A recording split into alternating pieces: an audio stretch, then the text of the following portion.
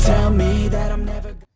Halo semua, salam sejahtera Malaysia. Selamat datang ke channel Fels Lifestyle. Terima kasih kerana terus setia bersama di dalam channel ini. Tuan-tuan dan puan, ada satu perkongsian ataupun berita duka cita yang diterima seluruh Malaysia.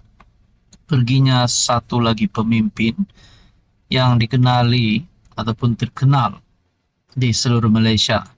Ini pasti pemergian yang mengejutkan kepimpinan politik, tidak kira daripada kerajaan maupun daripada pembangkang.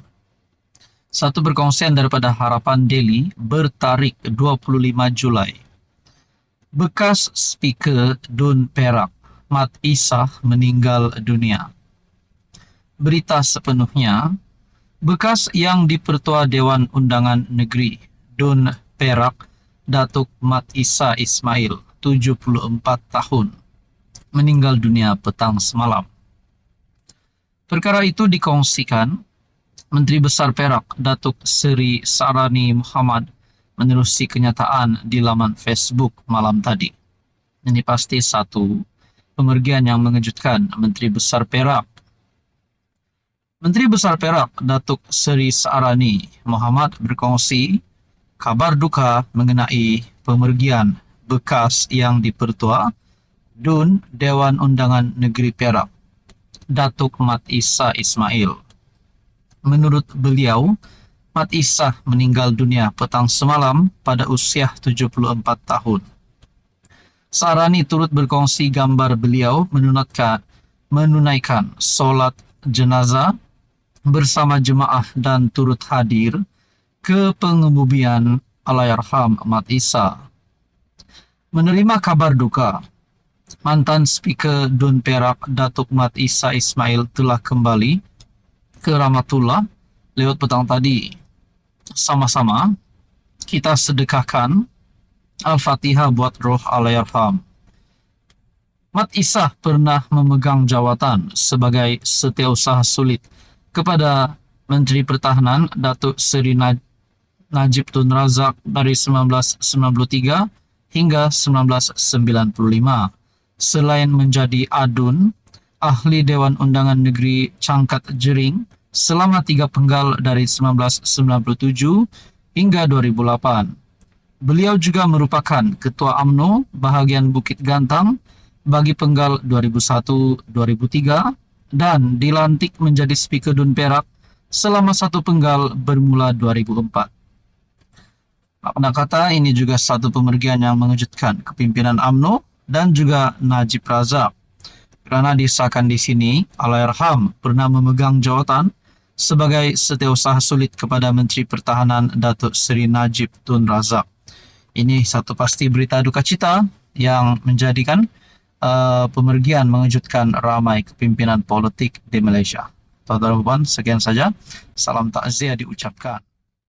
Halo semua, salam sejahtera Malaysia. Tuan-tuan dan puan, terima kasih kerana bersama di dalam channel ini. Baru-baru ini kita dikejutkan dengan satu berita. Kononnya ada kerjasama PAS dan UMNO. Bahkan pengakuan daripada kedua-dua kepimpinan parti itu pun sudah ada. PAS sebelum ini, pemimpin PAS ada membuat kenyataan. Kononnya ada perbincangan kerjasama bersama dengan pemimpin utama UMNO. Namun persoalannya, siapa pemimpin utama itu? Dan menurut Zahid pula sebagai Presiden UMNO, kalaupun ada perbincangan itu tidak rasmi menurut Zahid Hamidi. Bahkan, Zahid juga sebelum ini telah menegaskan bahawa tidak akan bekerja sama dengan PAS sekiranya Presidennya masih Abdul Hadi Awang.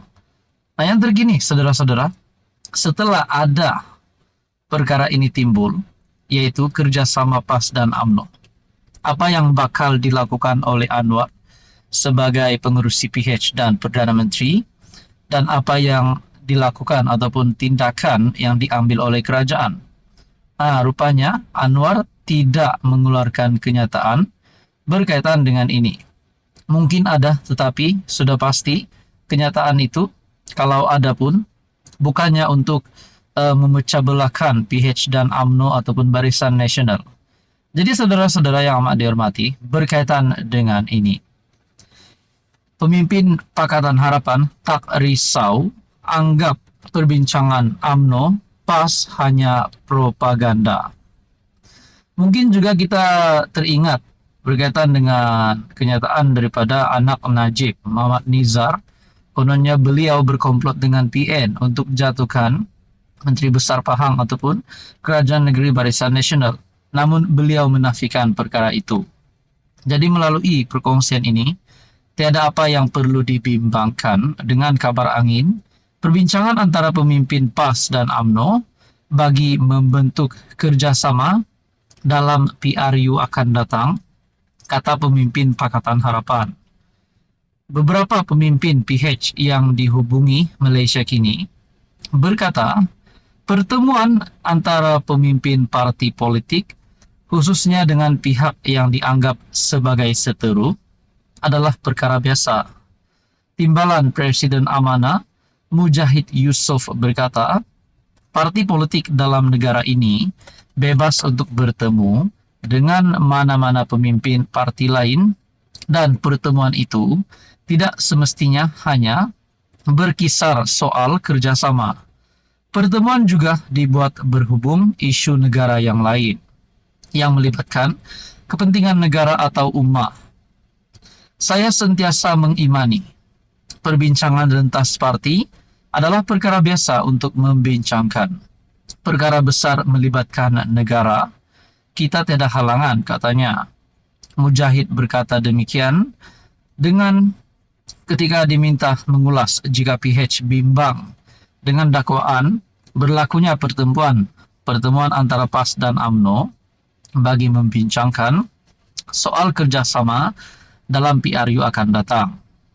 Perkara itu ditimbulkan Ketua Penerangan PAS, Ahmad Fadli Syari, pada 22 Julai lalu, yang antaranya mendakwa beberapa pertemuan tidak rasmi telah diadakan melibatkan pemimpin utama kedua-dua parti bagi menyatukan kembali undi Melayu.